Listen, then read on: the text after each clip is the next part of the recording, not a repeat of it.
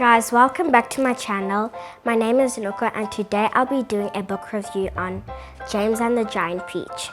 So basically what happened is that there was a young boy named James Henry Trotter, and when he was 4, there was a rhino there who escaped a zoo and killed James' parents. So then James was sent to his awful Aunt Spiker and Aunt Sponge's house.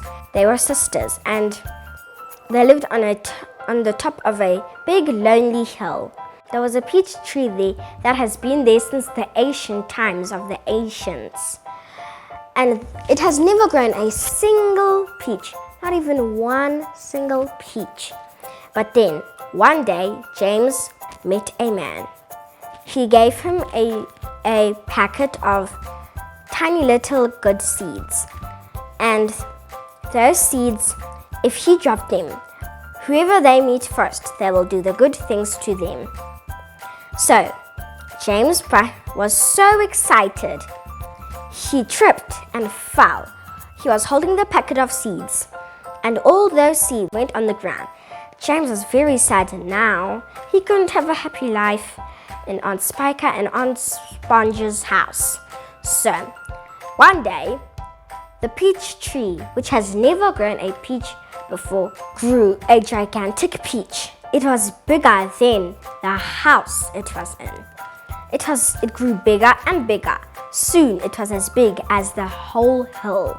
In that peach, there lived a gigantic ladybird, a gigantic spider, a gigantic centipede, a gigantic grasshopper, and a gigantic silkworm and a gigantic glowworm. There lived 6 creatures in there. One day, James went inside. He found a tunnel near the peach tree. He climbed inside it and found out it wasn't a hole, it was a tunnel. He went all the way till he went to the pip of the seed. Then after that, he opened the door of the pip. He saw all those creatures that I was talking about just now, and then they became friends.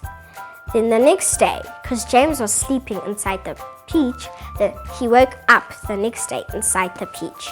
The next day, they traveled. The centipede had very sharp teeth and liked munching on things. They sent him up a tunnel and he bit open the stem. Then he quickly rushed back inside the peach, and there they went. So, Aunt Spiker and Aunt Sponge were very confused where James Henry Trotter was. So, one day they went looking. Meanwhile, the peach landed upon the middle of the sea. They were floating, which is very, very rare for a peach almost as big as the sea. It is actually as big as the sea, so it is supposed to sink. But who knows why it was floating. So, the peach was now surrounded by a few sharks. The sharks started biting it, but nothing happened. Their nose was way too long for their mouth to reach on it. So, they had an idea. The spider and the silkworm made string and gave it to James Henry Trotter. They put the string over the eagle's neck. You're wondering how they did that. After 602 eagles, and that could make them start flying. So, they finally landed from England to America. They were in America.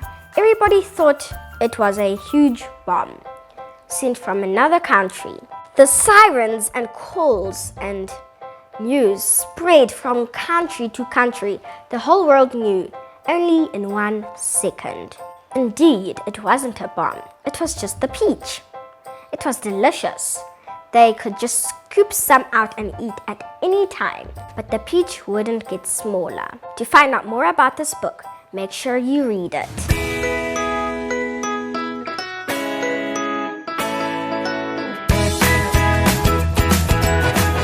Please like my channel and give it a thumbs up.